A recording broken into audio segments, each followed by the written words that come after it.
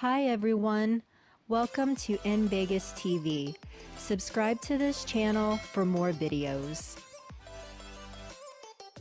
Hello everyone, welcome to newspaper review on In Vegas TV. My name is Ifeoluwa Oloruntoba. Here at today's headlines. The Punch. 90 chiefs seized by EFCC rot away in Lagos and others. The Nation. INEC awaits President action on Electoral Act. Vanguard newspaper.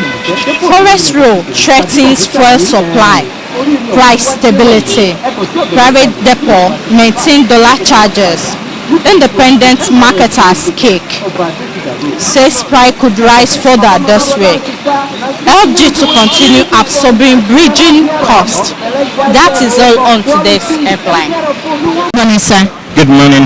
What is your name? My name is Olasupomi Arishokola. What is your own perspective on the forest row that threatens fuel supply? Initially, as we in Nigeria as a whole, the impact of this forest or whatever it's being called is having a negative impact on our nation. To start with, as big economically, we Nigerians, we are holding enough to have our home rather than depending on other countries for supply or anything. And also it affects the private owners of these, or what's it called, petrol stove or something like that. And I think it's not ideal. I mean, what's the essence of exchanging in dollars while we here in Nigeria we can use our own finances, our own currencies, or to make something bigger. So I think, to me, it's not something good at all. Okay. The price of fuel is not stable and it had bad effect on the economy of the country. What is your own take on the price stability and how can it be resolved? Actually, price stability, I can say the fault comes all the way from the government. Number one, government are not being stable in terms of the price, and secondly, it's really affecting the economic aspect of the nation, which people every day and night they keep saying, today you see some certain price, tomorrow you see another price. At least the federal government should have a certain, like this actual price we are staying upon for petroleum or any other gas product in Nigeria. So to me, it's the price is just like maybe it's fluctuating up and down, and to me there is no conclusion about maybe the federal government having a kind of a certain price on the fuel. Can it be solved? Well, to me, I think it can be solved because behind every problem there's always a solution. But all they need to do is just they should sit down on the round table and then make some discussions and then let them think about the masses also. Because it's like the masses are being the one being punished on this aspect now. And let me say 85% of we Nigerians cannot afford. Now, set for an example, the price of gas now. Some are selling it 700, some are selling it 800. A common man will never be able to afford such amount. So I think they should have a roundtable discussions and let them put the masses into consideration also. We are the one that vote for them. We are the one that will sacrifice all our strength, our effort for them to be who they are today. That's all. What is your name? I'm Mr. Tolope Ayowumi. What is your own perspective on the forest row that threatens fuel supply?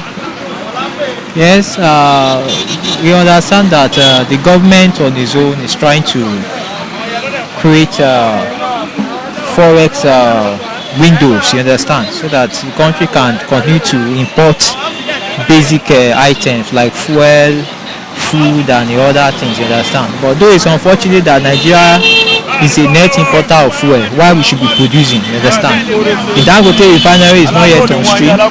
The refineries by the NNPC2 is still not working, you understand. So we have a dilemma at hand now.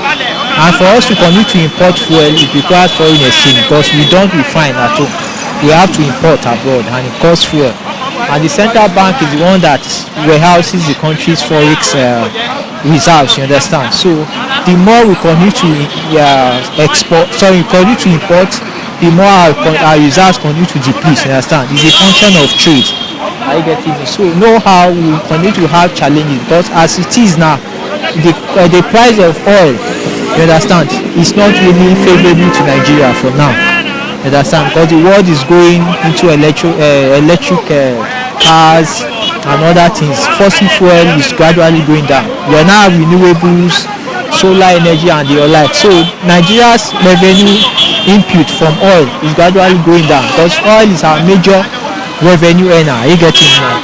So we're having a challenge on its own. You get to understand? But it all requires that the government has to provide a level of good governance in place. You understand? Nigeria cannot continue to import fuel. We need to get our local refineries work. The Dangote refinery, for instance, they should get it work. If the Dangote refinery works, it will solve at least 80% of our oil importation. You understand? And other refineries that are trying to put in place. So for me, that is all the way out. You understand? As it is now, we are having a challenge. Debts are mounting up. Revenues are not really coming up as it is, and we are an import-dependent nation. We have a large population, and we continue to import. For instance, our fuel consumption is over 40 or 50 million liters per day. You understand? So it's a crisis on its own. So the government has to fashion out a way out to solve this problem. You understand? I think that is just it. The price of fuel is not stable and it has bad effects on the economy of the country. What is your own take on the price stability? Yes, price stability can only happen if there is massive diversification of the economy. You understand? We need to diversify. We need to start producing. You understand? We need to get our country working, get our citizens working. You understand? Because as it is now, we cannot have a level of stability at all. You understand? Because the population is growing, demand is also growing. Look at the cars on the roads. Nigeria is a road-based economy. You understand? You have more cars transporting goods and services. If the railways are working, if the seas, the coastal lines are working, if the aviation sector is working, at least it will reduce the pressure on domestic consumption. Are you getting me now? So we have a challenge as it is now. We need to diversify our economy. That is the way. And that's our economy. We need to pull everybody. The federal government alone cannot do it. The states to have to be part of it. Local government has to be part of it.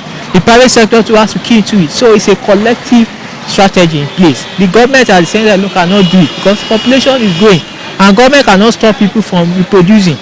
You understand? We are having a huge market in place and we need to service them. People must consume petroleum products. Goods and services need to move. So there's pressure on the economy already. So the best way out is to diversify the economy, and they have to do it in a very strategic way. We can't continue to mount it any longer. We have to put words to action and deliver results. So that's my take or my submission on it. What is your name? My name is Engineer Martins Fasusi. What is your own perspective on the forest rule that threatens fuel supply? Forest rule threatens fuel supply?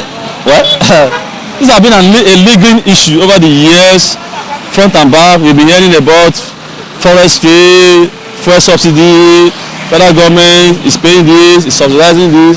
I don't think we need these stories this time around, most especially when we are going to the festive period. This is Christmas, this is December, for God's sake.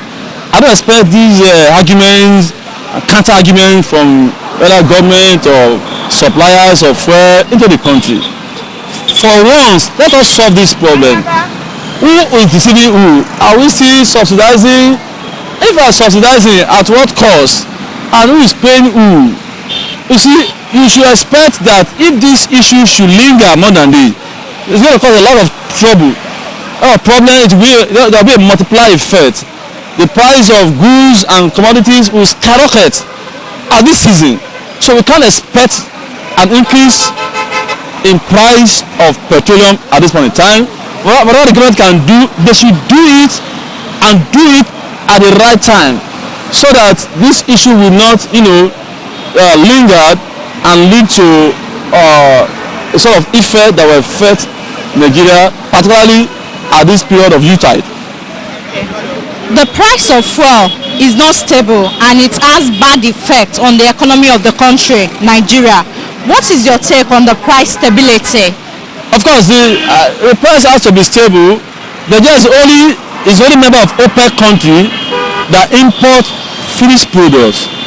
No country, I repeat, no country anywhere in the world that import petroleum, why our refineries not working? Why we not having a functional refineries? Up to now, we see import fuel, we sell crude oil, we bring in finished product.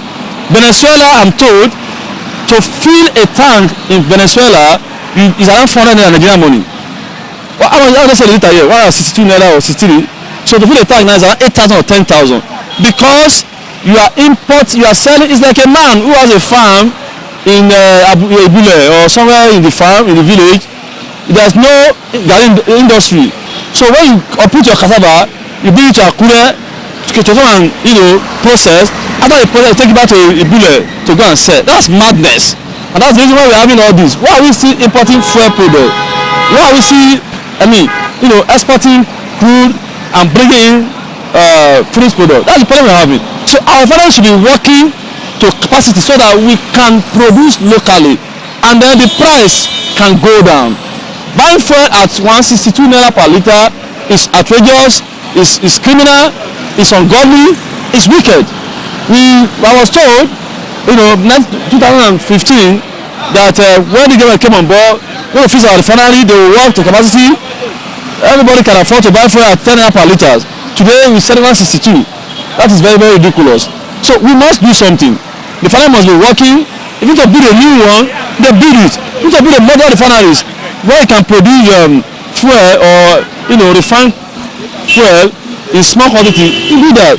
South Africa is an example. They don't have a fuel, but as we speak now, they have about how many refineries that are working where they refine their product. So government should work on the price, and how do they work on it is by freezing our refinery.